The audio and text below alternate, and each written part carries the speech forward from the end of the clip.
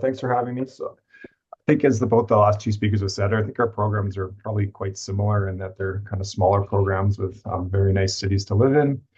So our program is located in Saskatoon, which is kind of in the lower part of the lower third of the province. We're the major trauma center for most of the province. So it sounds like a very similar city to Kingston. It's a great place to live. This is a picture of the riverbank. The hospitals are kind of just off to the left here. The Children's Hospital and the main trauma center will be on one side of the river, and then the elective hospital on the other side of the river.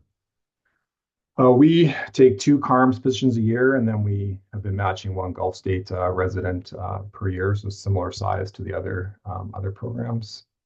These are the 2 hospitals. So on the left here, this is the city hospital. This is where all the elective surgery done. So elective sports, total joints, upper extremity surgery.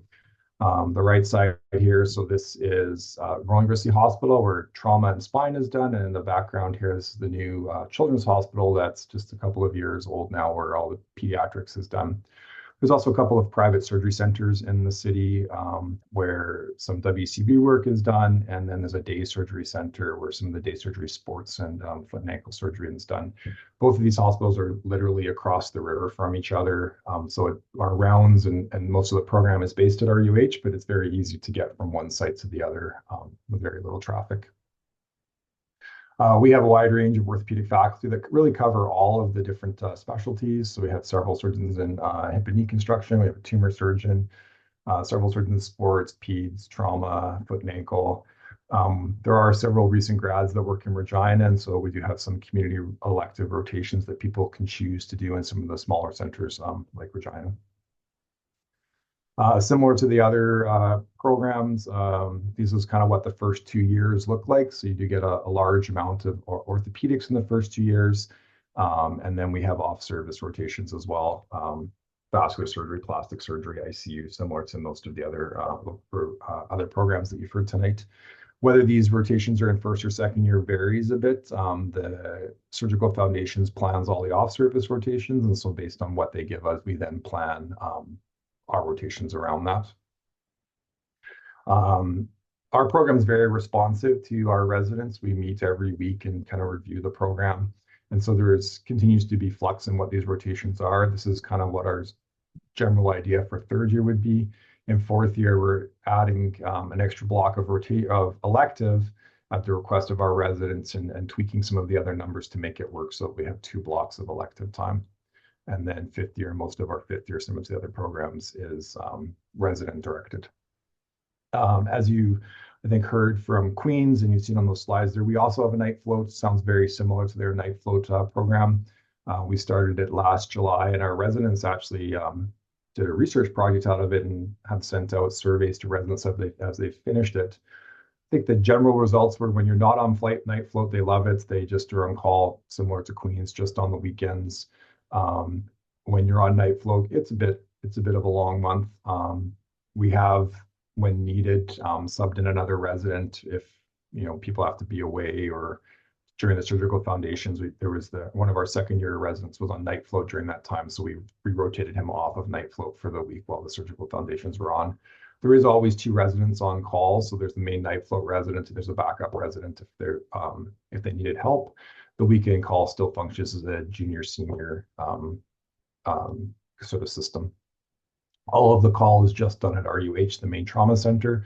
Residents aren't responsible for call at any of the other centers. Similar to the other programs, we have a wide range of teaching rounds.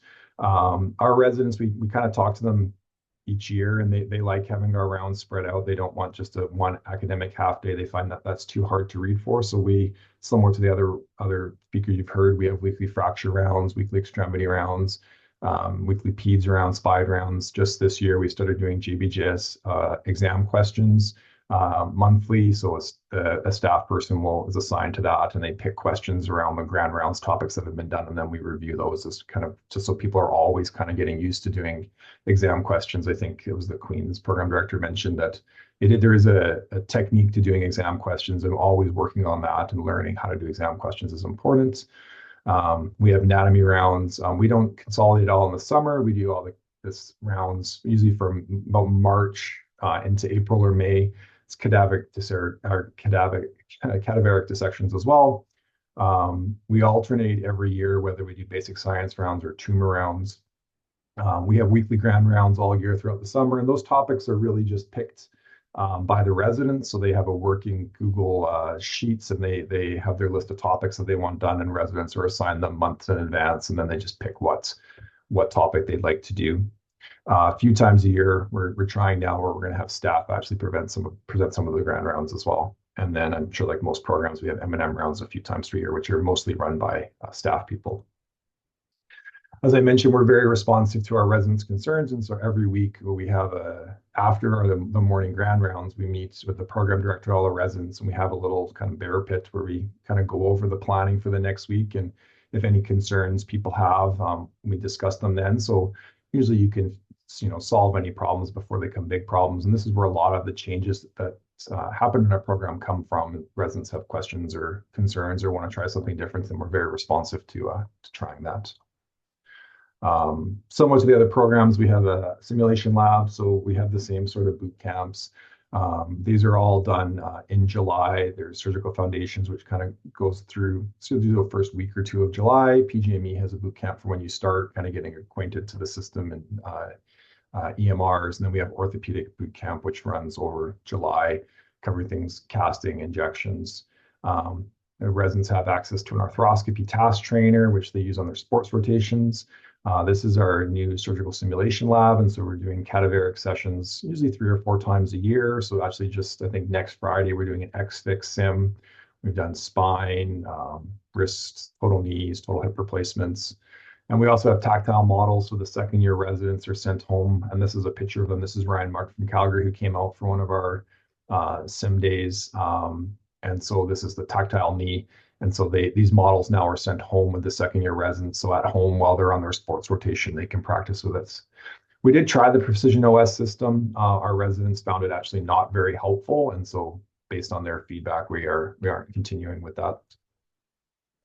Research, so first through fourth year residents are required to be working on a research day. Friday afternoons is protected research time.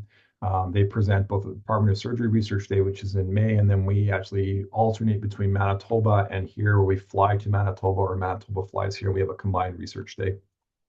So this actually just happened mid-October.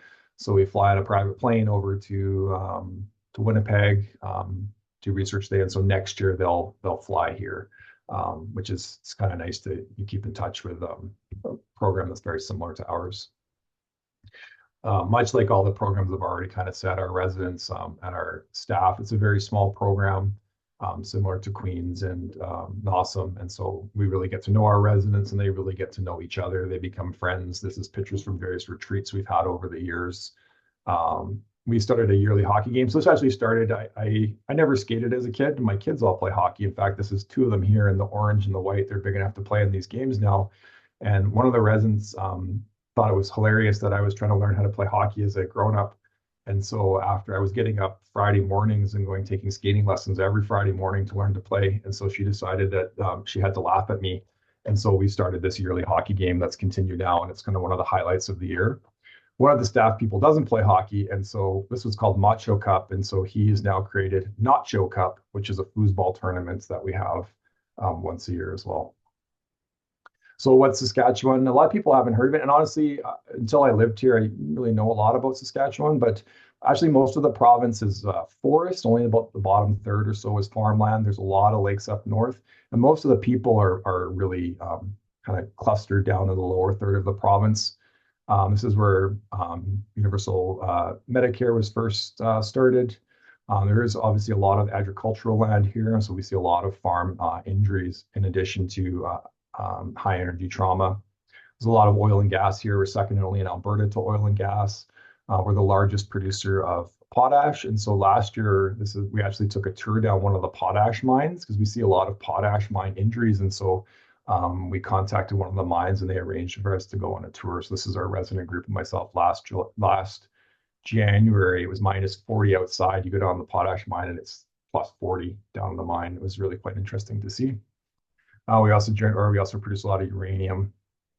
similar to Queens, every year we have a yearly retreat in the summer. So all the residents come out to one of the staff people's cabins and usually go surfing and tubing. This was last year at Dr. Ernst's cabin. There's a lot of lakes here. A lot of faculty have lakes. There's a lot of fishing and any sort of water sports. Our residents all, most of these residents, actually quite a few of these people are now staff people here. This is from a few years ago, and they get together frequently in the summer for a variety of different activities. There's the prairies, so the winters are can be cold. There's a lot of cross-country skiing, snowmobiling, a lot of ice fishing, and a lot of our residents and staff people are quite into fishing. So that's about our program. Happy to take any questions.